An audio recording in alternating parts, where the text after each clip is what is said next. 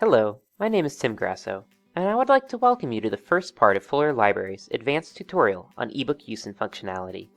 This video will build on our prior ebook tutorial, which covered ebook vendor restrictions and how to find, read, and download ebooks.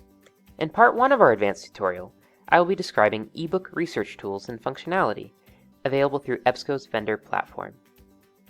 Online EBSCO research tools include annotation features like custom notes, an EBSCO research folder, the ability to generate and export citations and abstracts, permanent links to specific resources, and helpful hyperlinks to additional research on the EBSCO platform.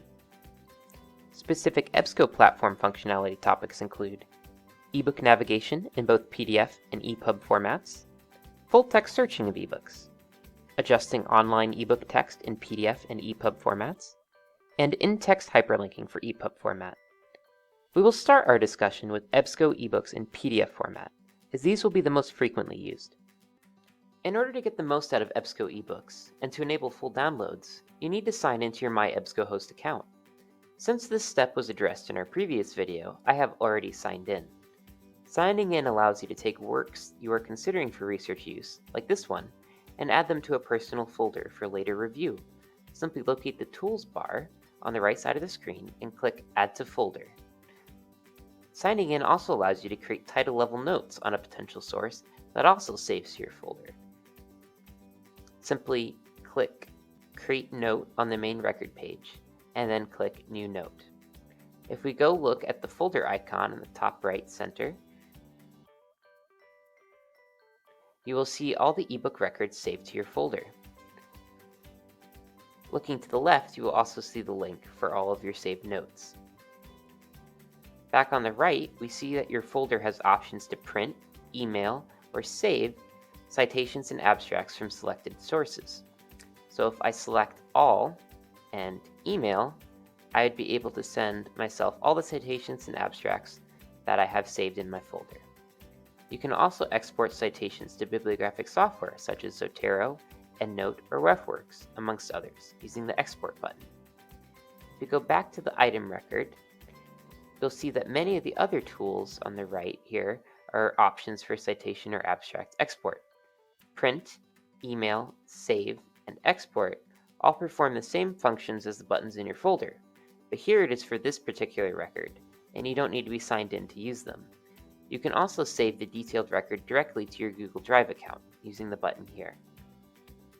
The Cite button is one of the most useful features since it allows you to quickly copy and paste the citation information you need into a document.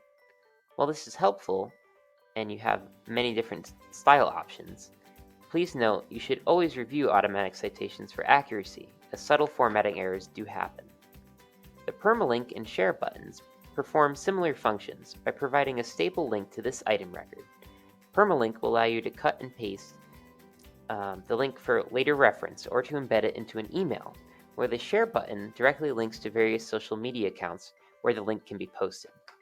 The last thing I'll mention about the item record are the many helpful hyperlinks embedded in it. You're probably already aware of the hyperlink table of contents, and it can be extremely helpful for jumping straight to the section of ebook text that you need. Other links assist you in finding additional works similar to this one. Clicking the hyperlinked series, author, subjects, or categories will perform a search for that information within the database to assist you in finding similar sources. Now clicking PDF full text, we will examine the functionality of the ebook proper. The PDF format of this ebook means that the entire ebook displays at once with one vertical scroll bar. There is still a hyperlinked table of contents on the left and a bottom center box that allows you to navigate to specific page numbers. You can click Search Within to conduct a full text search of the ebook. You can also link notes to specific pages for later review by clicking New Note. Unfortunately, EBSCO does not allow annotation of specific passages or highlighting online. Page notes can double as a bookmark, however, and all of your page notes are also accessible in your folder. Here. All of the action buttons at the top function the same way they did on the item record, with one major exception. Rather than citations or record info, the Save, Email, Print, and Drive buttons Now all export or print PDF selections from the ebook within its stated limits.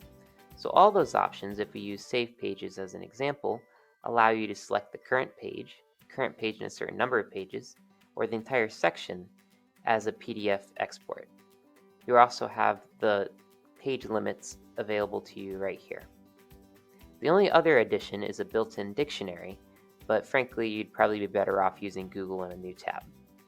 EBSCO PDF ebooks also have helpful zoom functions and the ability to select standard layouts. You can use Fit to Page to view the whole page at once for quick skimming. You can also use Fit to Width to readjust as needed. Notice that when zooming in, you need to scroll to the side, as the text does not actually change size, it just zooms. Lastly, you can hide the side navigation panel using the full screen view here, or the arrows here. So that's basically all you need to know about using EBSCO PDF ebooks online. I would like to very quickly contrast the PDF ebook format with the EPUB format, which you may also encounter in EBSCO. All of the EBSCO buttons and features are the same, but the ebook navigation is a bit different. Rather than being able to vertically scroll through the entire ebook, the scroll is divided by chapter, which can be advanced either through the table of contents here, or through the arrow navigation at the bottom of the screen. Unlike PDF ebooks, the text isn't keyed to the original print book's page numbers, so citations with EPUB ebooks would be through chapters, sections, and paragraph numbers. The other major difference is the in-text hyperlinking throughout the ebook. You can link from the ebook's own table of contents to any section or chapter in the ebook, and then back again, like so. You can also directly link to any endnotes in the text and back again, which is very helpful. EPUB format is designed for mobile devices, hence the emphasis on smaller display portions, linking, and the addition of reflowable text. This allows you to zoom without ever needing to side scroll, as the text adjusts to fill the screen. So now to summarize and review. We learned how to save research to folders and discover similar resources, how to export or save citations and create custom notes on records or specific pages, how to navigate EBSCO ebooks in PDF or EPUB format, finally, how to search within and adjust the view of online full text. Thanks for watching part 1 of our advanced ebook tutorial. Feel free to email us at lib-systems@fuller.edu if you have any questions.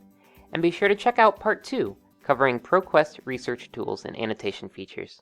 Happy reading!